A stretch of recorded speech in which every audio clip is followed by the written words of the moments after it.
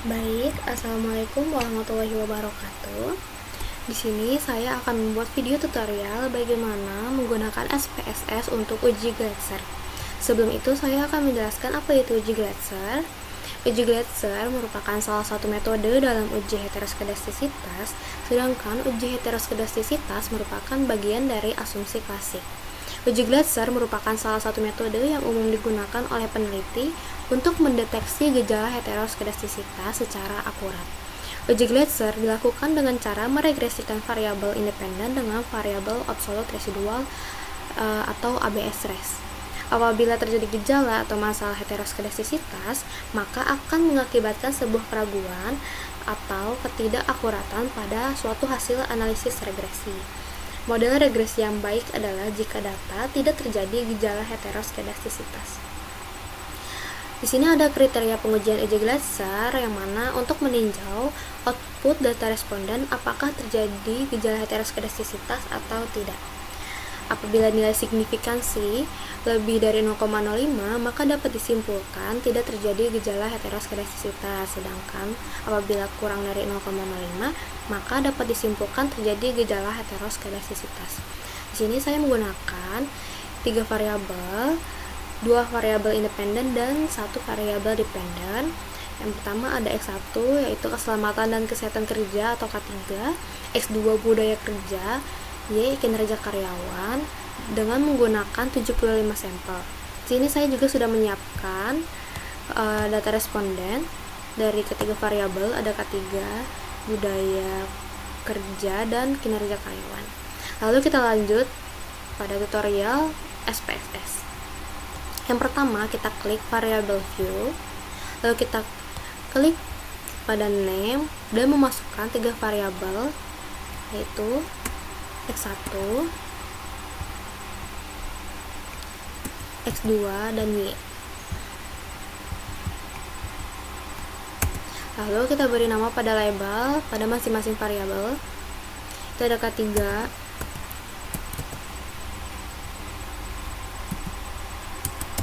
budaya kerja, dan kinerja karyawan. Setelah itu kita ubah pada desimal, kita ubah dari desimal dari ketiga variabel menjadi 0.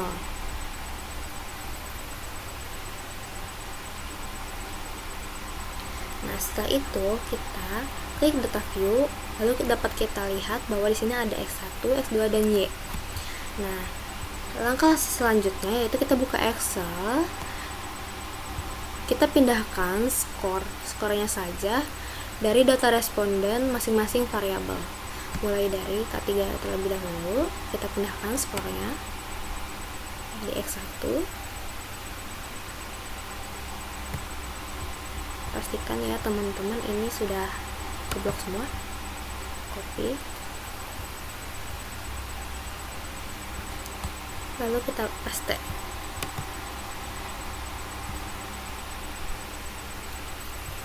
Lakukan hal yang sama pada 2 variabel lainnya.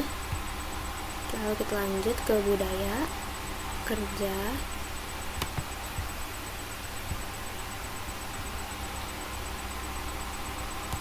kita paste.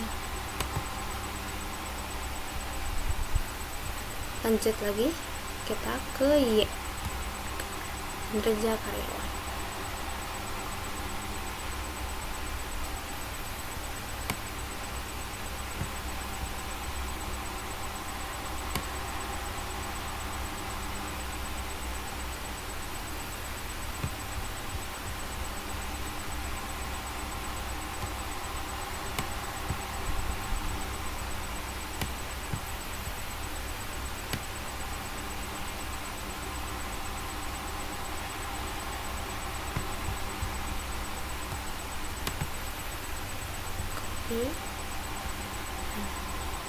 Paste.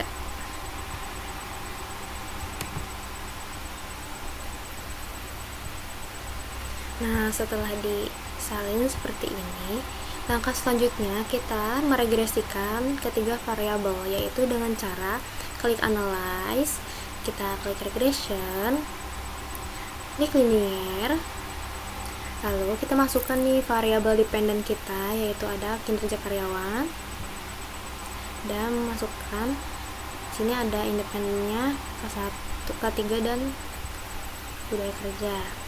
Lalu kita klik save, kita beri tanda centang, kita klik unstandardizer, kita continue, lalu kita oke.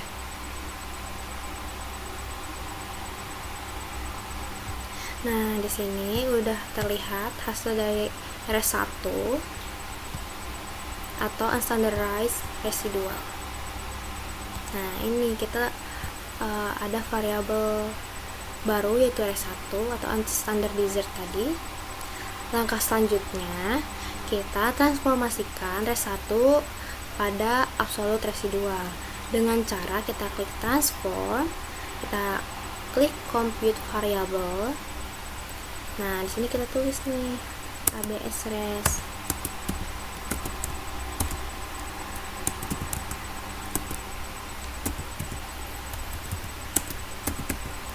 Nah, untuk numeric expression kita klik all dan ABS. Kita klik tanda panah ini. Nah, di sini kan masih tanda tanya nih, teman-teman. Kita masukkan nih.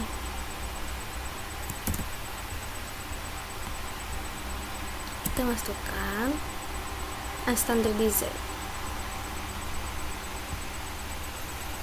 Lalu kita klik OK. Nah, sini sudah ada nih hasilnya, dapat dilihat di tabel ada hasil dari ABS res. Nah, sampai sini kita belum selesai, teman-teman.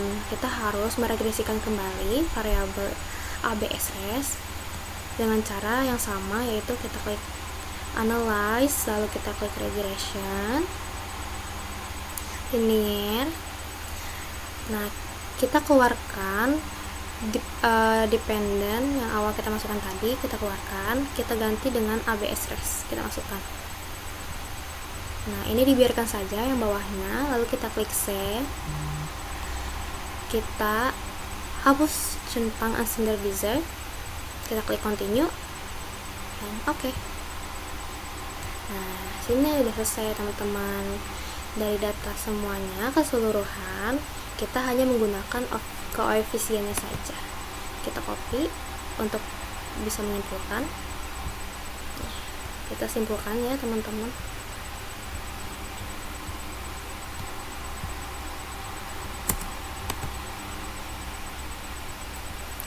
Nah, dapat disimpulkan dari kedua variabel ini. Jadi kedua variabel ini K3 dan budaya kerja itu kita untuk melihat absolute residualnya. Nah, seperti yang sudah saya jelaskan tadi, apabila lebih dari 0,05 maka dapat disimpulkan tidak terjadi gejala heteroskedasisitas. Apabila signifikansinya kurang dari 0,05 maka dapat disimpulkan terjadi gejala heteroskedasisitas. Nah, di sini kita lihat nih signifikansinya ternyata lebih besar dari 0,05. Di sini dari kedua variabel, yang pertama X1 dari X1 yaitu K3 itu 0,550 dan pada budaya kerjanya 0,921. Tuh, kita simpulkan ya di sini. Apabila X1 nya hasilnya 0,550 berarti sudah jelas tidak terjadi gejala heteros.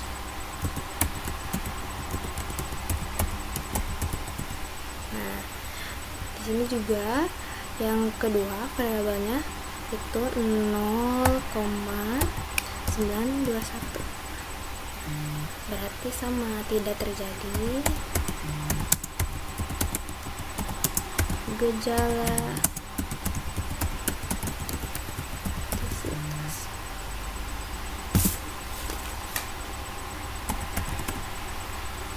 Sudah. selesai teman-teman. Mungkin dari sini itu saja yang dapat saya sampaikan. Kurang lebihnya mohon maaf. Wabillahi taufiq wal hidayah. Wassalamualaikum warahmatullahi wabarakatuh.